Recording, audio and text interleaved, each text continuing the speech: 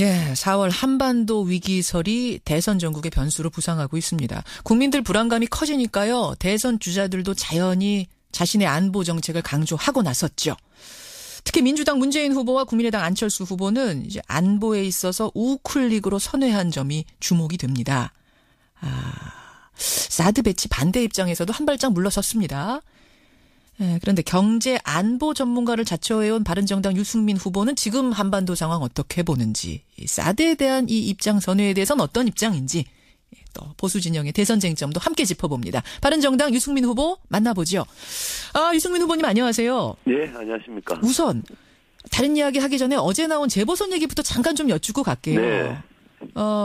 열심히 TK에서 뛰셨는데 뭐 다른 지역이야 바른정당이 신생 정당이니까 어쩔 수 없다지만 예. TK에서도 성적이 좋지가 않아요. 왜 안 될까요? 대구 경북 지역이 저희 바른정당 입장에서 제일 어려운 지역 아닙니까? 제일 예, 어렵다고요? 예, 국회의원이 25명인데 예. 저와 주호영 대표 2명만 바른정당이고 23명이 아직도 자유한국당 그대로 있습니다. 예. 그만큼 대구 경북 지역이 이 대통령 탄핵 문제나 이런 부분에 대해서 제일 바른정당 입장에서는 제일 어려운 지역이기 때문에 제가 뭐 최근에 제일 자주 갔고요. 예. 예, 뭐 저는 뭐 대선 결과는 이 상주, 의성, 군위, 청송 이 지역의 국회의원과는 많이 달라질 거라고 봅니다. 많이 달라질 거다. 근데 이러니까 자꾸 자유한국당의 홍준표 후보가 뭐라고 하냐면 바른정당 빨리 자유한국당으로 돌아와라. 심지어는 무슨 말까지 했냐면 응석 부리지 말고 돌아와라. 이런 얘기까지 하시더라고요. 홍준표 후보는 무자격, 꼼수 막말이기 때문에 또 자유한국당이 전혀 이 헌법에 대해서 전혀 반하는 그런 입장을 계속 유지하고 있기 때문에 저희들은 뭐 단일화할 생각이 전혀 없고요. 대구 경북에서 어려운 것은 예. 홍준표 후보나 저나 마찬가지입니다. 홍준표 후보도 어렵습니까? 예, 여론조사 결과를 보면 지금 문재인 안철수 후보 지지가 제일 높게 나오고 있고요.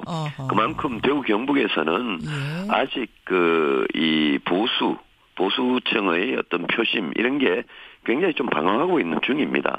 저는 뭐 현장에서 그런 걸 많이 느낍니다. 그러니까 재보선, 국회의원 선거하고 대선은 결과가 전혀 다를 거다. 이 말씀 지금 하셨는데, 자, 네. 이야기가 지금 뭐 단일화 얘기부터 나왔으니까 이거 그냥 이어가는 게 좋겠네요. 예. 단일화 안 한다고 하셨어요, 지금? 예, 홍준표 후보, 뭐 안철수 후보 단일화 없습니다. 예. 아니, 지금 제가 알기로는 물밑에서 그래도 전제 조건들 가지고선 줄다리기 하시는 걸로 알고 있는데요. 지금 후보가 정해지고 나서는 후보인 저를 중심으로 선거를 치르고 있고, 그런 이야기 전혀 없었습니다. 일부 언론 보도는 분명히 오보입니다. 제가 알기로는 박근혜 전 대통령 출당시켜라, 친박 의원들 청산해라, 이러면 단일화 할 수 있다. 이거 가지고 조율 중이다. 이거 아닙니까? 그게 바로 오보입니다. 오보입니까? 틀렸습니다. 예. 심지어는 어떤 얘기까지 나오냐면 이 전제 조건과 상관없이 여론조사 방법 가지고 지금 마지막 조율 중이다. 전혀 아닙니다. 전혀 아닙니까? 예. 아니 어떻게 이런 구체적인 오보가 계속 나올 수가 있습니까? 그거는 저도 모릅니다. 저희 선거대책위원회에서 확인한 바로는 그런 협상을 뭐 후보의 허락 없이 할 수도 없고요. 예, 그런 일이 전혀 없었습니다. 오보입니다. 분명히 말씀드립니다. 아니 근데 유승민 후보께서도 자유한국당과의 후보 단일화에 대해서는 여러 번 말씀을 하셨었기 때문에 근거가 있다고 저는 생각을 했었거든요. 아니요. 저는 가능성을 열어놨던 적이 있었는데요.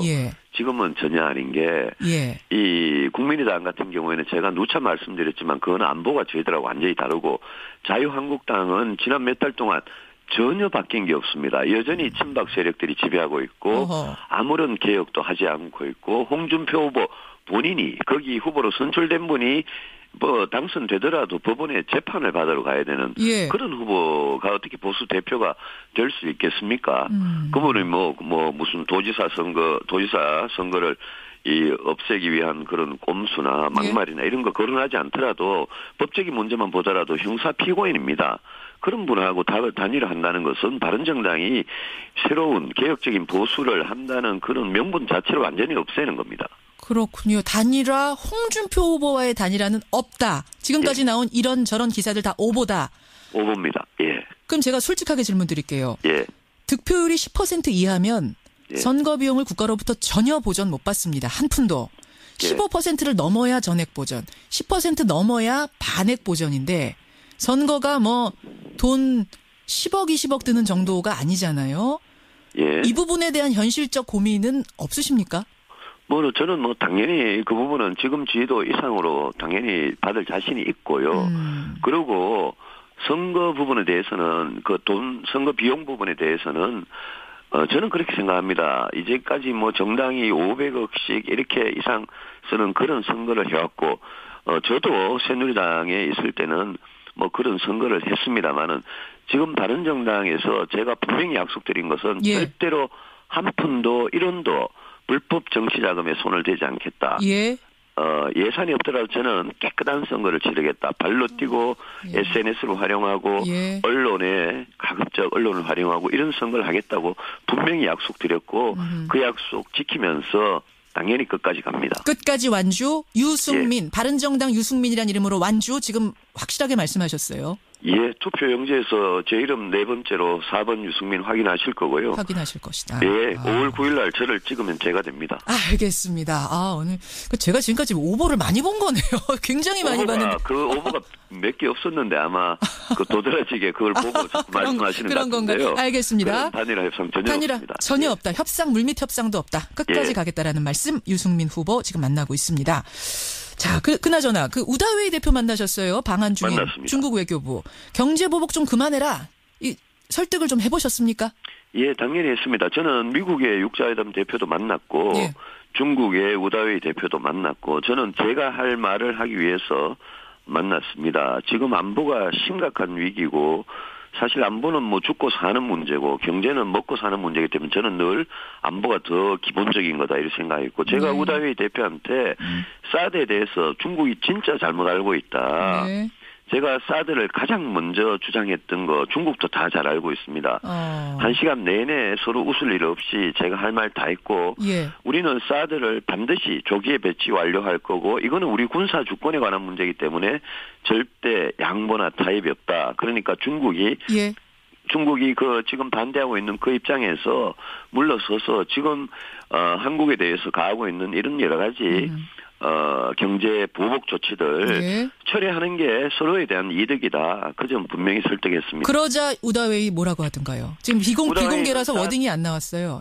사드 반대에 대한 입장은 분명히 제가 이야기하는 초반에 이야기를 했습니다. 다만 제가 중국이 사드를 반대하는 논리, 엑스밴드 레이더나 여러 가지 논리에 대해서 하나하나 그게 틀렸다는 것을 제가 설명을 했더니 더 이상 이야기를 안 했고요. 제 말을 중국의 시진핑 주석이나 지도부에 자기가 잘 전달하겠다 이렇게 이야기를 끝을 맺었는데 저는 사드를 빨리 조기 배치 완료하고 중국의 경제 보복을 중단하는 그런 외교적인 대화 노력을 하면 저는 중국하고 관계를 다시 정상화할 수 있는 그런 가능성을 제가 봤습니다. 알겠습니다. 자, 이렇게 사실은 안보 상황이 좀 변화가 되니까 민주당 문재인 후보, 안철수 후보 국민의당 이런 분들의 입장도 좀 바뀌었습니다. 사드에 대한 입장. 안철수 후보는 찬성으로 돌아섰고요. 문재인 후보는 조건부 찬성으로 이렇게 변화하고 있고요.